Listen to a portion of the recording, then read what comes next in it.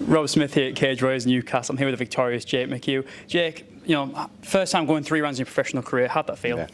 It was tough, I'm not going to lie. It was really, really tough. But I was like fuming at the end of it, where I was like, I really wanted to finish. But then on reflection, like, it's good to have that experience early on in your career and know that you can be tested and that you can be pushed to deep waters, and that, like, not everything in life's going to be easy, basically. So on reflection, I'm quite happy that it went 3 rounds. I was pushed, I came out on top, and then even at the end, where like he took me down and he got on top and he was landing some decent shots, I was able to push through, dig deep, and reverse the position and end the round on top, landing really good ground and pound. So it's good to know that you have, like, obviously every fighter is going to be like, oh yeah, I'm obviously going to push through because I'm sick and I'm dead hard, but you don't know until you're actually in that situation. And now I know. And so you've just beaten a prospect from one of the top gyms. You mentioned second best gym, obviously next gen top team. Yes. Charles Scott. I had to do it. And so what were some of the biggest lessons that you learned during that fight? You mentioned there how you're analysing data. You almost like you get an XP in like gaming terms. Yeah. What were some of the biggest things that you learned in that fight? Biggest thing I learned was, like, I need to really focus on my ground and pound, to be honest. So next time you see me, I'm going to be lighting people up on the floor.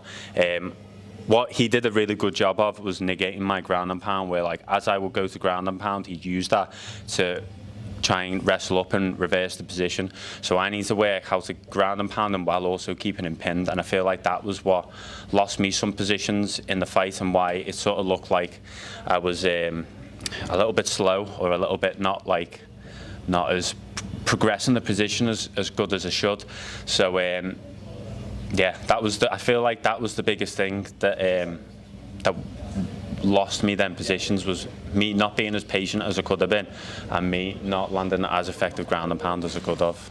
And there was something interesting you mentioned in your last interview there. So you mentioned how in your amateur career you kind of let nerves get the better of you. Yeah. How have you kind of managed to develop that mindset and not let nerves overtake you as a pro? So I've got a friend in the gym who does jiu-jitsu, and he's just got his master's in sports psychology, and we just talk, just nothing professional, but we just like chat back and forth, and he was telling me some things that he taught him in his degree, and I've put them into practice. And I do a lot of jits competitions, and before I go out in a jits competition, I put these things into practice so I can condition my body, so that when I am getting prepared for my MMA fight and I am in backstage, I can go through this certain routine and I can build myself up so I can get my mind in the right state to perform as best as it can.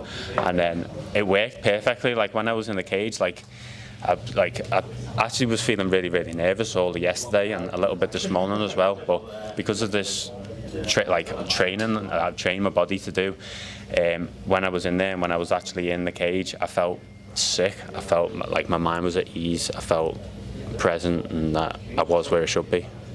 And what's it like for you training next gen? You're surrounded by superstars. I mean, Paddy Pimblett, of course. Yeah. Every single person in this arena wants a picture of Paddy tonight. So what's it like for you being surrounded by these superstars? How much does that inspire you to be one of those guys? Do you know, it pushes you every day. It not just only pushes you in training aspects, where it's like it not only pushes you within the training to improve your skills and improve your technique, but it also pushes you in terms of how you present yourself as a fighter. So I watched one of the interviews that my coach did ages ago, and he said that you've got to be truly special to stand out in next gen, because there's so many superstars there's so many people there, and having all of those team members that have such a big following and have such a big personality and such a big MMA auras, it pushes you to push your own brand. It pushes you to create something that people want to see and that people want to watch. And one thing that I told myself before going into tonight was that I wanted to be as violent as possible, and I wanted to stand out above the crowd. I feel like I didn't achieve that as good as I could have, but that's what I'm pushing myself to do. So that's just what I've been thinking about recently. You're welcome. Jay, it's been incredible, to show your mindset and really be just honest and open. I really appreciate it. You've earned a fan tonight. It's the first time I watched you fight. I'm very impressed, mate, and I can't wait to watch you fight again. Congratulations. Nice one. Thank you.